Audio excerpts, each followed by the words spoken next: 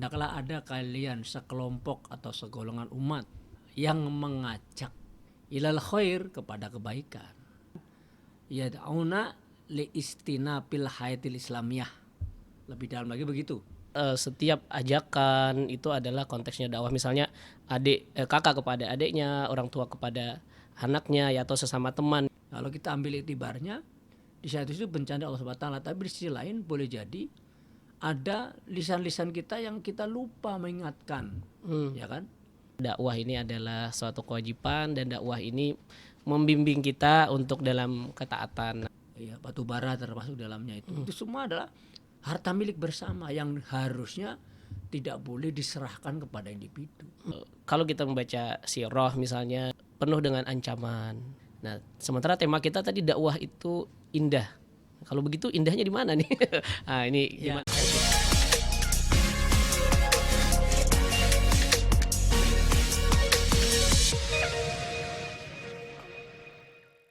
Assalamualaikum warahmatullahi wabarakatuh. Waalaikumsalam warahmatullahi wabarakatuh. Bismillahirrahmanirrahim. Alhamdulillahi wa kafa, wassalatu wassalamu ala rasulihil mustafa wa ala alihi wa ashabihi wa man ihtada, amma ba'da. Alhamdulillah, kembali lagi di Ar-Rahman Channel, berkhidmat untuk umat. Kali ini Ulun Sapar akan memandu kegiatan podcast hari ini. Pemirsa dimanapun berada, sudah di ruangan podcast bersama kita Al-Mukarram Al-Ustadz Guru Baihaqi Al-Munawar.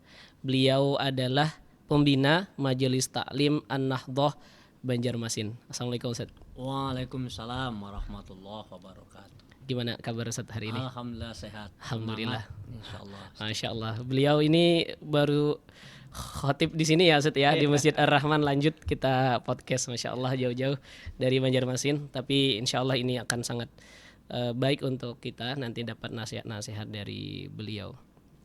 Pemirsa, tema kita kali ini sangat bagus sekali dan menarik ya, yakni adalah Islam itu indah.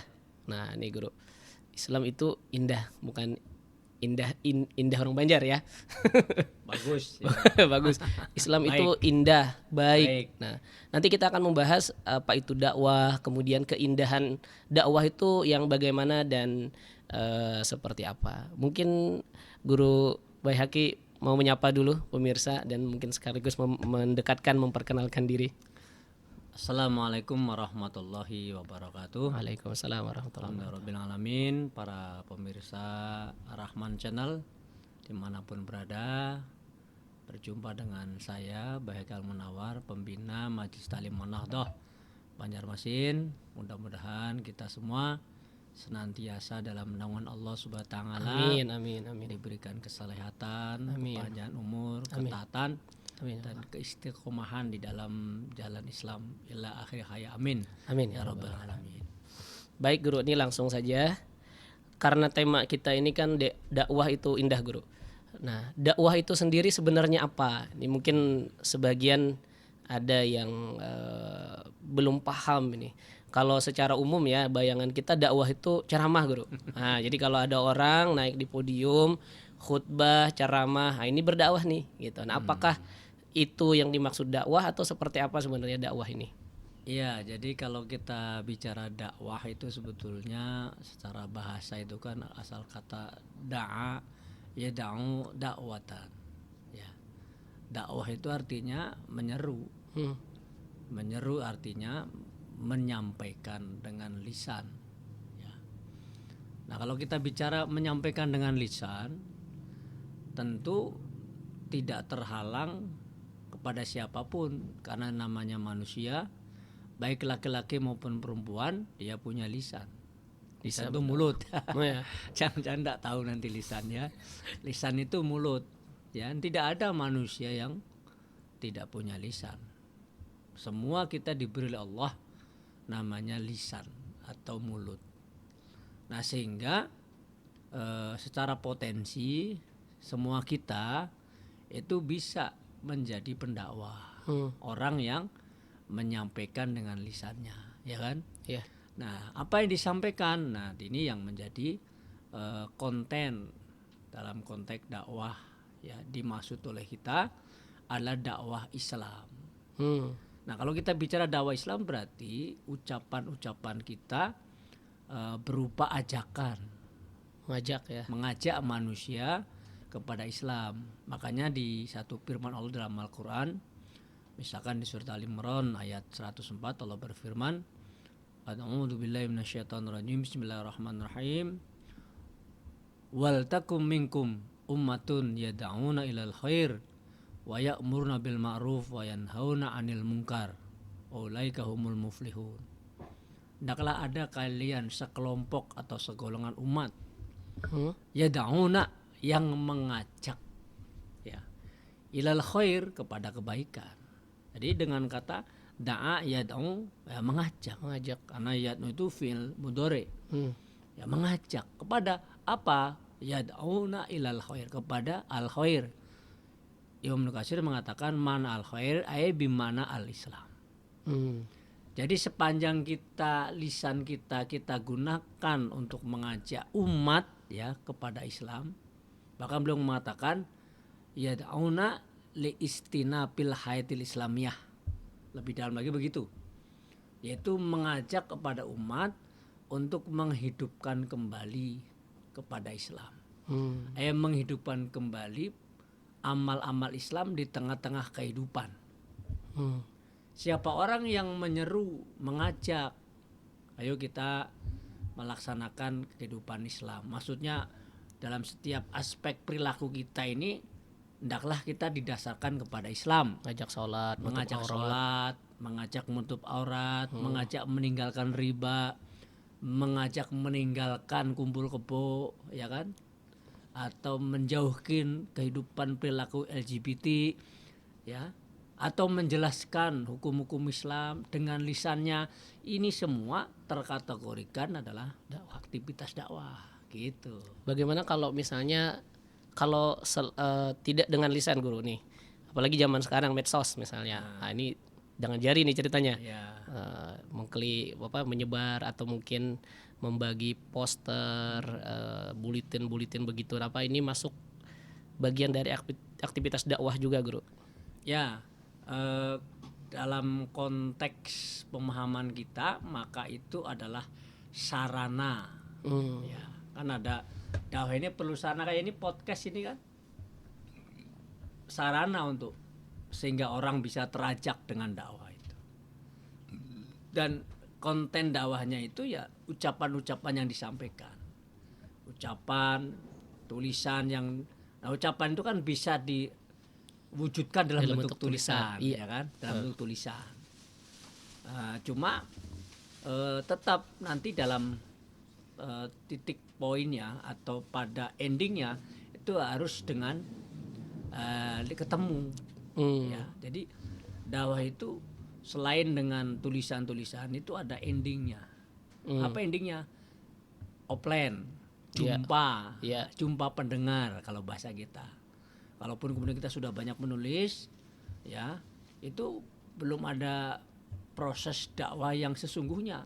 Karena sebelum ketemu, karena mana dakwah itu adalah ajakan bilisan, ya da'una ilal khair. Namanya da'a kan menyerukan dengan lisan. Jadi meskipun nanti tadi saya katakan wasilahnya ada medsos dengan tulisan atau kita kemudian dengan musik kan gitu ya. Itu semua dalam pandangan kita adalah sarana-sarana yang mendukung untuk sehingga orang mau diajak. Tapi ending dakwah itu ya bahwa dakwah yang sebenarnya itu adalah dengan ketemu tatap muka, dengan lisan kita bicara, 2 mata atau 4 mata, ya kan, atau 10 mata, bisa dengan ceramah. Karena kalau ceramah kan dengan lisan. Kalau berdua kan nggak ceramah ya. Diskusi. Ceramah itu kan asumsinya banyak orang di tengah lapangan, di masjid, di majelis taklim, ya kan. Iya. Kalau kemudian 2 orang itu ya diskusi lah. Tapi diskusi itu karena kita saling bertukar pikiran dengan lisan itu adalah dalam konteks dakwah. Gitu. Kalau begitu setiap ajakan itu adalah konteksnya dakwah. Misalnya kakak kepada adiknya, orang tua kepada anaknya, ya atau sesama teman nih, mungkin di antara siswa sini nih, siswa Ar-Rahman, dengan temannya, ada temannya yang di orang Banjar berlambat-lambat ke masjid. Nah, diajak itu adalah terkategori dakwah ya guru ya. Ya, jadi proses yang kita fungsikan lisan kita untuk mengajak kepada kebaikan, mengajak kepada Islam, itu adalah termasuk daripada amal atau aktivitas dakwah.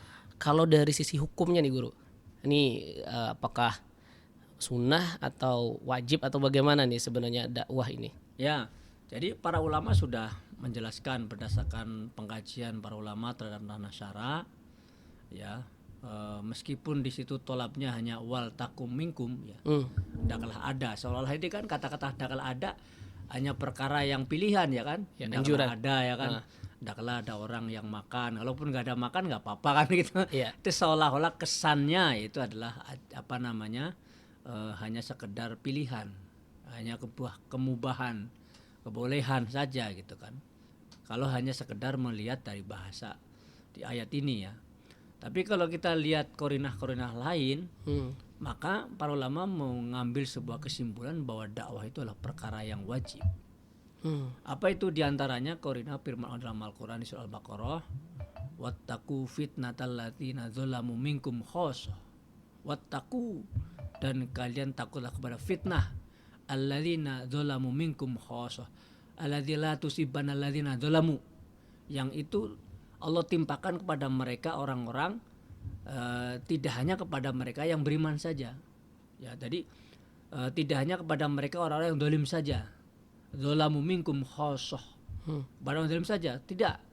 Tapi namanya musibah atau bencana itu bisa menimpa kepada semua orang. Di antara bencana yang ditimpa Allah itu adalah bencana karena mereka tidak mengajak kepada umat dalam kebaikan, mengajak kepada umat dalam kebaikan. Nah, dari sini kemudian maka para ulama mengatakan bahwa ketika ada ajakan, ada perintah yang disertai dengan ada ancaman, ya, dengan kata Allah, takutlah kalian kepada fitnah alladzina dzalamu, yang tidak hanya menimpa, la tusibanna alladzina dzalamu, yang tidak hanya menimpa pada mereka orang-orang yang zalim saja. Siapa orang zalim? Orang-orang yang mereka melanggar peraturan-peraturan Allah, orang-orang yang melampaui batas hukum-hukum Allah. Mereka itu terjang, suruh sholat tidak mau sholat, suruh meninggalkan riba tetap makan riba, suruh meninggalkan minuman keras tetap minuman keras, suruh meninggalkan perzinahan tetap berzina. Nah itu ada orang-orang yang zalim karena melanggar perintah Allah. Namun Allah juga akan menimpakan musibah, kayak misalkan musibah yang baru kita lihat ya di Sumatera dengan banjir bandangnya. Kalau kita ambil iktibarnya, di satu sisi bencana Allah SWT, tapi di sisi lain boleh jadi ada lisan-lisan kita yang kita lupa mengingatkan, ya kan? Kenapa kemudian para penguasa dengan mudah mereka menerbitkan izin-izin hutan kepada para pengusaha, sehingga hutan yang milik rakyat, milik umum itu kemudian dengan mudah diserahkan kepada pengusaha untuk keuntungan mereka pribadi, sehingga kemudian terjadi bencana yang luar biasa. Boleh jadi karena teriakan-teriakan kita tidak sampai kepada penguasa. Padahal Islam sudah memberikan peringatan. An-nasu syurakau fi salasin. Manusia itu memiliki kepada hal yang sama pada perkara pada 3 hal. Al-ma'u wal kala'u wan naru, kata Nabi. Pada al-ma' pada air, kemudian al-kala' pada pohon termasuk hutan di dalamnya, dan yang ketiga pada nar, pada energi, minyak, kemudian sumber daya alam yang lainnya, ya batu bara termasuk dalamnya itu. Itu semua adalah harta milik bersama yang harusnya tidak boleh diserahkan kepada individu. Tapi karena suaranya tidak ada, suara yang menyampaikan nasihat kepada penguasa tidak ada, maka penguasa dengan lenggang kangkung kan menyerahkannya itu kepada swasta. Coba kalau ada yang teriak dengan kencang, menyampaikan dengan kekuatannya, suaranya yang kencang dan terus menyampaikan. Terutama para tokoh dan ulama nih. Ya, para tokoh dan para ulama mewanti-wanti, bahkan kemudian mengancam pada para penguasa. Bahwa itu adalah pengkhianatan kepada rakyat, ya kan? Yang seharusnya itu tidak dilakukan oleh penguasa. Mereka harusnya mengabdi kepada rakyat, justru mengabdi kepada pengusaha. Nah, harusnya kan kencang kita ngomong dengan begitu. Kita ngomong kencang begitu. Boleh jadi mereka tidak berani gitu. Terjadilah. Nah, karena kemudian kita tidak kenceng ngomongnya, tidak keras menasihati mereka, lalu timbul bencana ini, ya kan? Nah, itu satu contoh. Maka dari sinilah kemudian para ulama menyampaikan bahwa dakwah itu adalah perkara yang wajib, yang harus ditunaikan gitu. Iya. Berarti dakwah kewajiban, besar juga pahalanya. Hanya saja begini guru, barangkali di kalau kita membaca sirah misalnya ya, kisah Rasulullah, para sahabat itu penuh dengan ancaman. Bahkan ada yang mempertaruhkan nyawanya untuk mengajak kepada Islam ini. Nah, sementara tema kita tadi dakwah itu indah. Kalau begitu indahnya di mana nih? Nah, ini gimana nih guru penjelasan? Jadi memang harus kita pahamkan dulu makna keindahan di dalam Islam ini kan berbeda dengan mana keindahan dalam konteks pandangan orang-orang kapitalis atau materialis ya. Dalam konteks sekarang ini kan banyak orang, tidak terkecuali umat Islam, yang terpengaruh pemikiran kapitalisme, ya kan? Kapitalisme kan sebuah ideologi ya, yang mempengaruhi pemikiran kepada orang. Dalam pandangan kapitalisme, makna keindahan, makna kebahagiaan itu ukurannya itu adalah banyak sedikitnya harta.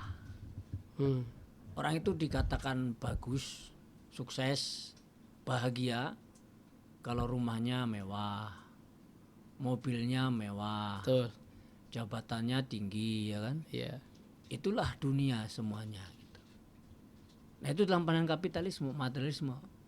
Sehingga kemudian kesannya kalau kita hartanya pas-pasan, apalagi kurang, ya kan? Bajunya nukar baru paling setahun belum tentu kan begitu ya. Bukan sekali, kalau masih mending sekali, belum tentu kan. Tahun ini belum bisa beli baju baru kan begitu. Karena memang dalam kekurangan gitu ya. Merasa kita ini orang yang celaka, orang yang buruk, orang yang tersiksa gitu kan, seolah-olah kemiskinan itu menjadi penyiksaan kepada kita. Ini memang betul-betul cara pandang kapitalisme, materialisme yang menyesatkan kepada kita, umat Islam pada khususnya ya. Nah, Islam mengajarkan kepada kita ya, cara pandang tentang kebahagiaan, cara pandang tentang keindahan itu ukurannya bukan materialisme. Apa tuh guru? Kalau ukuran materialisme, ya sahabat Mus'ab bin Umair mungkin termasuk orang yang paling buruk dan paling menderita kan? Iya. Karena ketika dia Islam, dia meninggalkan itu semua sebagai tokoh orang Quraisy ya, pemuda Quraisy yang hartanya ya luar biasa banyaknya, ya kan, bajunya mewah, dia tinggalkan, tidak punya lagi harta itu. Apakah beliau itu orang yang buruk dan gagal hidupnya? Tidak, Justru mulia. justru dia orang yang mulia. Ya, dengan kemuliaannya Allah masukkan dia dalam surga bighairi hisab, ya kan? Kan ukuran kita memang berbeda dengan cara pandang kapitalisme. Iya. Nah, demikian juga sahabat Bilal bin Rabah ya, ketika dia menjadi seorang gubernur setelah Islam jaya kan, beliau menjadi seorang gubernur itu, dan dia ditanya oleh kaumnya di Mesir pada waktu itu, wahai sahabat Bilal, kenikmatan apakah yang paling kau rasakan setelah engkau diangkat menjadi gubernur? Ya kan? Kalau kita atau umat sekarang yang punya pandangan kapitalisme akan mengatakan bagaimana? Wah, nikmat sekarang jadi gubernur kan, kemana-mana tinggal tunjuk aja kan. Mau ke pasar tunjuk, mau milih barang tinggal tunjuk, mau naik mobil tinggal perintah driver untuk menyupiri kan. Iya. Mungkin Bilal akan mengatakan, kalau Bilal sekarang ya akan mengatakan ya seperti itu. Tapi Bilal tidak seperti itu. Dia mengatakan tidak ada kenikmatan yang lebih besar. Padahal beliau seorang gubernur loh. Ya kan, dengan segala kejabatan yang luar biasa tingginya itu. Dia katakan tidak ada kenikmatan yang besar manakala saat aku kemudian mempertahankan keimanan. Ya, ketika disuruh oleh tuannya, waktu itu baru masuk Islam, disuruh tuannya untuk kembali kepada agama nenek moyangnya untuk menyembah berhala, dia tetap dengan istiqomah dalam mengikuti ajaran Rasulullah, ajaran tauhid, dengan mengatakan kalimat ahad ahad ahad. Dari dua contoh ini apa yang bisa kita ambil pelajaran, bisa itu hikmah, bahwa mana keindahan dalam Islam. Islam mengajarkan kepada kita, Islam memahamkan kepada kita bahwa makna keindahan itu manakala kemudian kita senantiasa dalam keridhaan Allah. Nah itu, ini yang harus kita pahamkan kepada umat Islam, ya kan? Makanya kalau ditanya bagaimana punya harta, ya, tidak taat kepada Allah, tidak punya harta taat pada Allah, bagaimana milihnya? Punya harta dan taat pada Allah. Gitu. Kalau bisa, tapi kalau misalnya nggak ada pilihan lagi, kita mending taat kepada Allah walaupun dalam keadaan pas-pasan, sebagaimana para sahabat, ya kan? Karena ada sebagian sahabat yang mereka hidupnya bahkan di bawah dari pas-pasan. Mereka hidup miskin tapi mereka tidak pernah mengeluh dalam kehidupannya itu. Kenapa?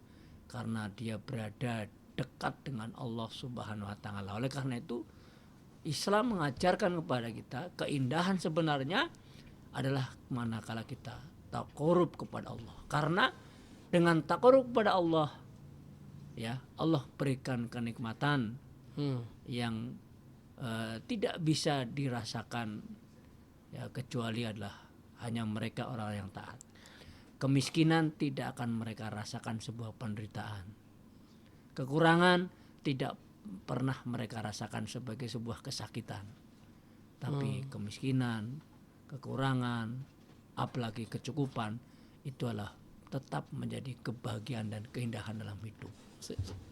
Ulun jadi teringat saudara-saudara kita di Gaza nih, Ya, Guru. Kalau kadang kita lihat mereka masih bisa tersenyum, bahkan dalam wafatnya sambil tersenyum gitu. Jadi kadang-kadang yang kita di sini yang sering mengeluh nih sepertinya.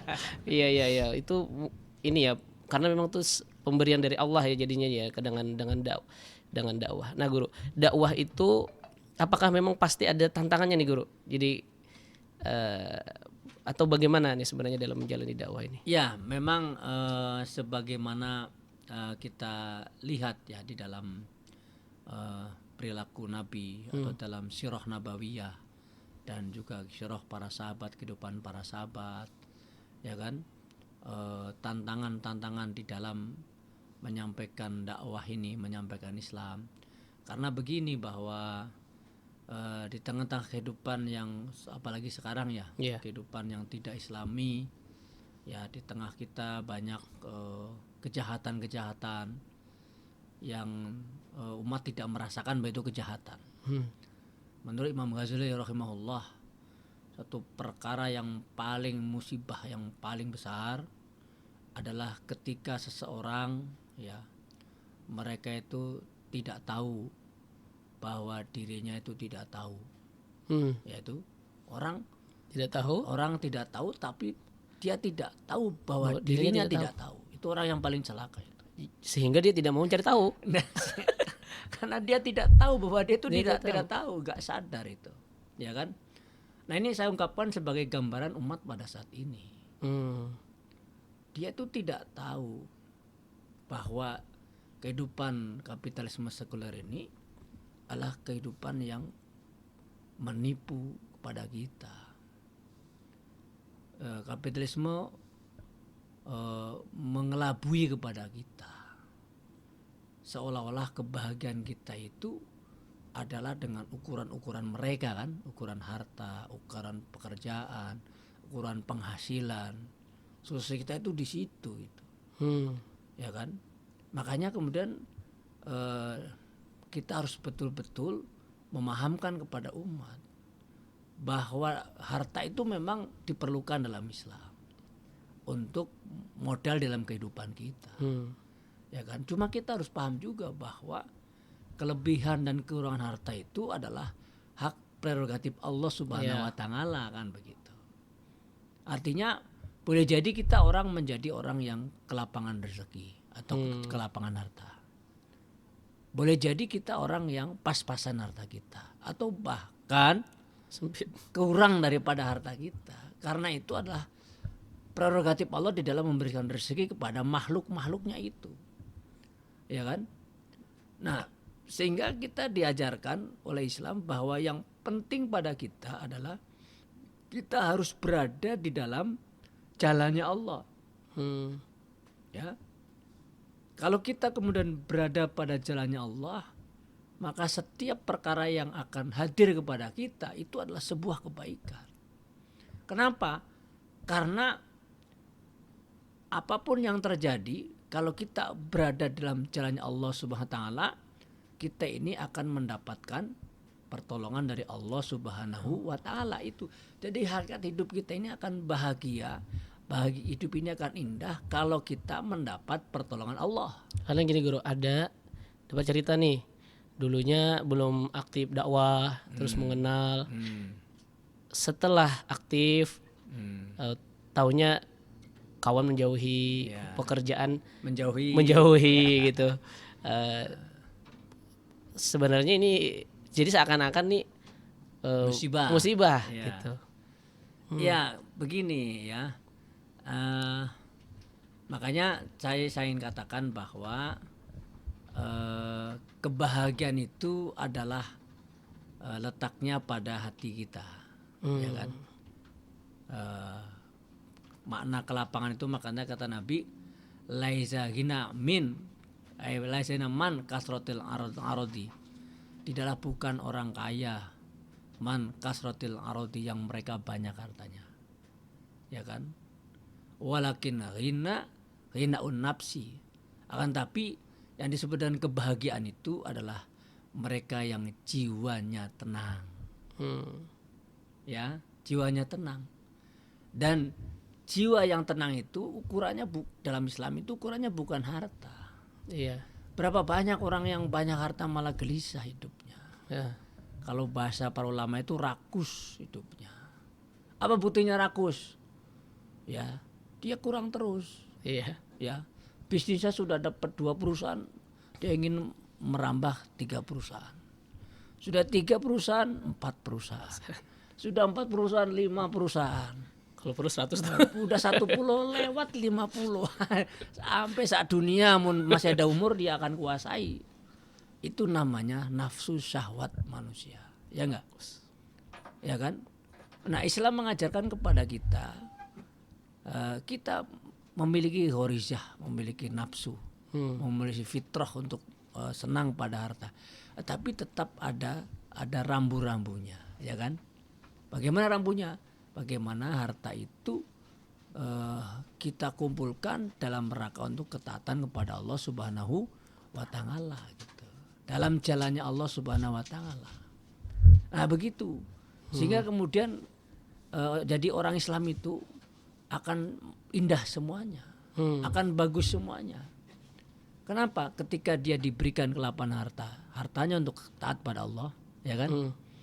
Ketika dia dikurangi hartanya menjadi orang miskin, juga dia tidak merasa sedih. Kenapa? Karena dengan kemiskinannya pun dia bisa tetap taat pada Allah Subhanahu wa taala. Masya Allah. Nah, itu. Kalau pengalaman Ustadz sendiri ya, Ustadz mungkin sudah berkecimpung di dakwah ini puluhan tahun, mungkin sejak kuliah mungkin saya. Ya, sejak tahun 90 ya. 90 saya sudah aktif di kampus ya. Masya Allah. Bahkan belum, sejak 88 ya itu saya tahun sudah. Kelahiran dulu. Ya, tahun 88 saya sudah menjadi ketua Badan Krona Islam di SMA dulu. Kemudian saya bersama teman-teman melawan kristenisasi di Purwokerto sana. Jadi hero dakwahnya sudah sejak tahun 88 lah sudah muncul kita. Malang melintang nih Ustadz, apa pengalaman Ustadz ini sejauh ini yang mungkin dari sekian banyak tentu sangat banyak yang berkesan, yang itu kemudian ada pertolongan Allah dan seterusnya. Mungkin berbagi nih Ustadz, ada yang bisa. Ya, bagaimana saya tadi sampaikan para pemirsa Ar-Rahman Channel, ya, kebahagiaan sejati yang manakala kita senantiasa berada pada jalan Islam. Hmm. Ada suatu waktu saya ketemu waktu saya di HPH ya. Saya pernah dulu praktek di Kehutanan. Ada seorang pekerja kayu yang dia rajin sholat.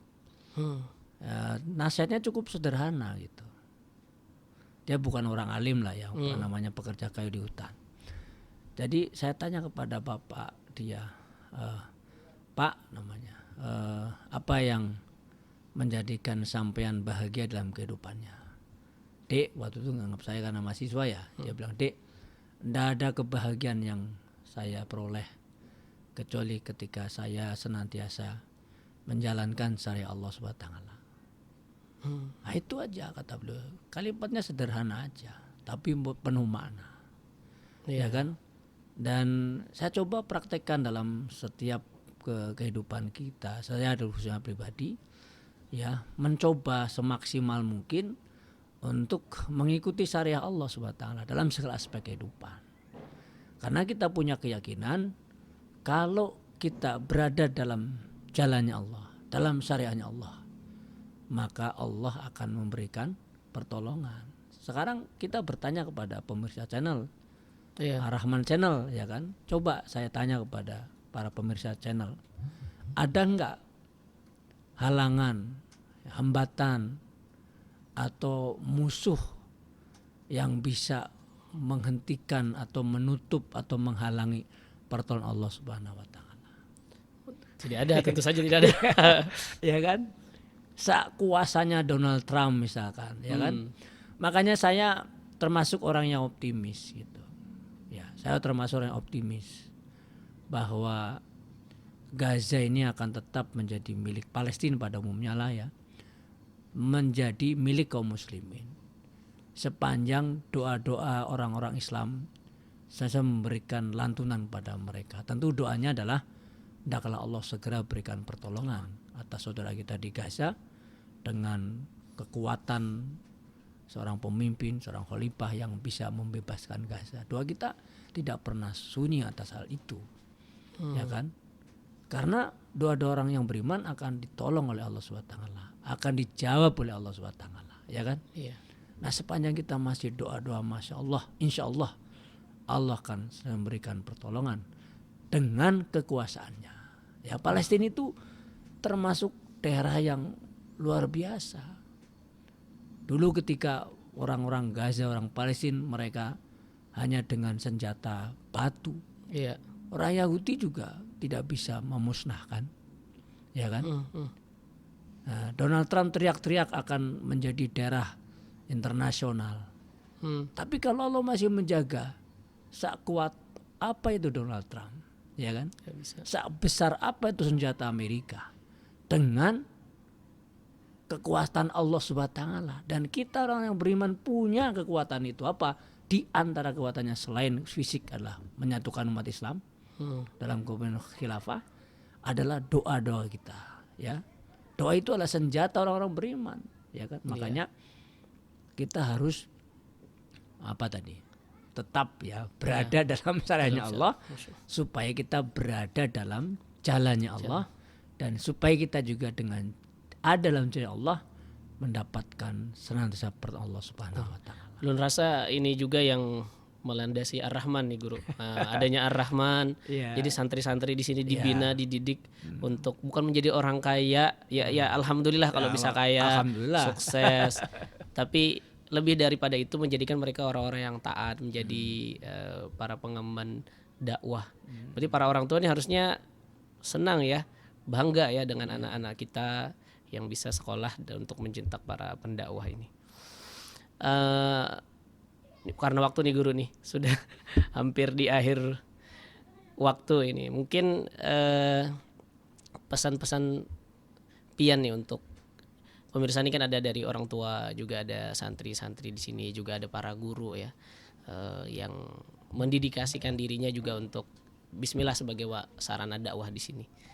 Mungkin bisa dinasihat nih guru untuk kami nih. Ya baik, para pemirsa channel Ar-Rahman atau Ar-Rahman Channel yang dimanapun berada, maka pada kesempatan yang mulia ini dari Jumat yang penuh berkah di bulan Rajab, Saya hanya sekedar menyampaikan satu atau dua kata lah, bahwasanya kita dididik oleh Islam untuk meraih kebahagiaan atau keindahan yang sejati.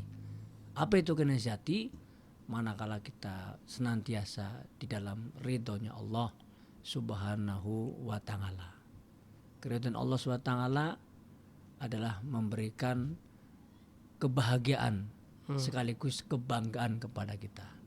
Dan insya Allah orang-orang yang dalam keridhaannya itu akan senantiasa mendapatkan pertolongan dari Allah Subhanahu wa ta'ala. Kesulitan-kesulitan akan dimudahkan, kesempitan-kesempitan akan dilapangkan, ya kan? Dan itu semua dikarenakan wasilah kita senantiasa berada pada ridho dan jalannya Allah.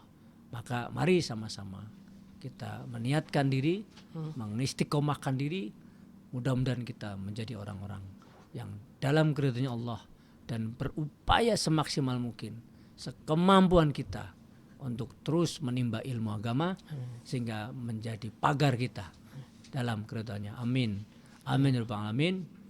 Begitu ya Pak Ustadz Safar ya. Alhamdulillah, ini tidak terasa lebih hampir 45 menit nih guru kita sudah bertemu, dan mudah-mudahan nanti di kesempatan lain bisa bersama dengan pemirsa Rahman Channel lagi. Sebelum kita benar-benar tutup, ini ada bingkisan guru dari Rahman Channel.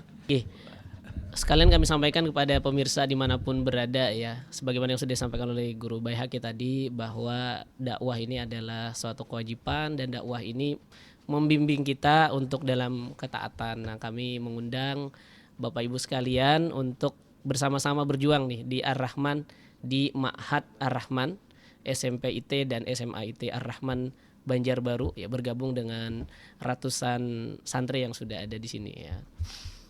Nah, ini sudah siap, alhamdulillah. Iya. Nah, ini mohon diterima. Barakallah. Ya, demikian sekali lagi terima kasih banyak guru dan pemirsa di rumah. Kita tutup bersama-sama dengan alhamdulillahirabbil alamin, subhanakallahumma bihamdika asyhadu an la ilaha illa anta astaghfiruka wa atubu ilaik. Kami undur diri. Ar-Rahman Channel berkhidmat untuk umat. Assalamualaikum warahmatullahi wabarakatuh. Waalaikumsalam warahmatullahi wabarakatuh. Ayo kita bersekolah di Ar-Rahman. Belum tepat waktu